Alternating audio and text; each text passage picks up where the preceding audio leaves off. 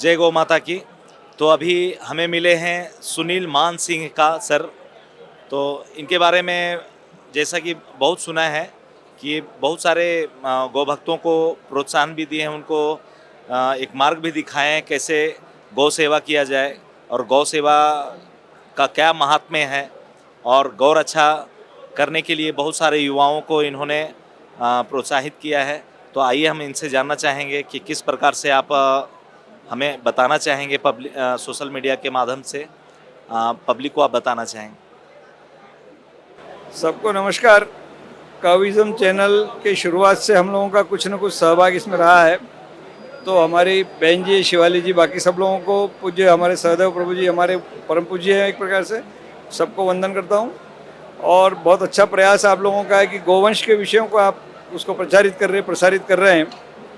तो जैसा पूरा देश गो आधारित संस्कृति का रहा है, कृषि प्रधान देश है, हमारे यहाँ 65 के आसपास प्रजातियाँ इस समय भारत में है, और पूरे दुनिया में हमारे गोवंश को कई देशों ने अपनाया है, जिसको जिबू या बॉस इंडिकस बोलते हैं। जैसे गिर, साहिवाल, थापर, ओंगोल, कांकरेज, ये हमारे देश के जीवन व्यवस्था की, हमारी संस्कृति का आधार स्तंभ रही है। इसमें भगवान कृष्ण जी ने भगवत गीता में बड़ा स्पष्ट संदेश दिया है। उसमें लिखा है, कृषि गौरक्षा वाणिज्यम वैश्य कर्म स्वभावजम। कृषि गौरक्षा वाणिज्य वैश्य का स्वाभाविक कर्म है। हम सभी को मिलकर कृषि प्रधान को फिर से कृषि प्रधान सही अर्थ में बनाना। अभी देश में किसानों की आत्महत्याएं बढ़ गई हैं, किसान खेती छोड़ रहे हैं, किसान खेती से ऊब रहे हैं, कर्ज में डूब रहे हैं।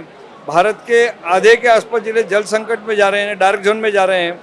हमारे किसानों को आगे भविष्य अंधकारमय दिख रहा है।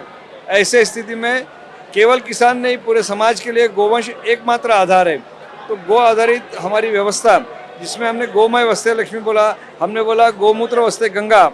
तो गोबर से केचुआ खाद, गोमूत्र से कीट नियंत्रण, गोबर गोमूत्र गुड़ से अमृत पानी, गो कृपा अमृतम, ये बड़ी क्रांति देश में चल रही है। अभी लाखों किसान जैविक खेती की तरफ, गो आधारित खेती की तरफ आ गए, जो पूरी तरह से रसायन छोड़ दिया है। और उसमें बहुत अच्छे काम, जैसे बंसीकीर गौशाला से गो कृपा अमृतम आया, मयंक जी गांधी ग्लोबल विकास ट्रस्ट से, ऐसे कई जगह पर बहुत बड़ा काम आगे बढ़ा, और किसानों की कमाई अब जैविक खेती से 10 गुना बढ़ रही है। तो पहला काम हमारा होना चाहिए, और मैं काविज़म को विशेष आग्रह करूंगा कि हम ऐसे सफल किसानों का, जिससे खेती में लोगों का फिर से पुनर्विश्वास, उसमें वो उनको पुनर्स्थापित करना कि गो आधारित खेती वो घाटे की नहीं है, वो बहुत अच्छे स्थिति में लाती है। हमारी ज़मीन का पोत सुधर रहा है, इसमें 5 गुना पानी कम लगता है। और भूमि का, जिसको हम सुपोषण, अभी राष्ट्रीय स्वयंसेवक संघ के माध्यम से भूमि सुपोषण अभियान चल रहा है, पूरे देश में चल रहा है। तो हमारी भूमि का स्वास्थ्य ठीक करना वो गोबर गोमूत्र से, क्योंकि गोबर गोमूत्र उसके खाद्य हैं। तो पूरी तरह से यूरिया, फॉस्फेट, डीएपी कीटनाशक रोकना है, ये बड़ा अभियान चलाने की जरूरत है। आंध्र प्रदेश कई जगह पर हमारे जैसे विजय राम जी काम करे, तो बैल चालित यंत्र भी आगे बढ़ गए कि हम बैल चालित तेल घानी चला रहे हैं।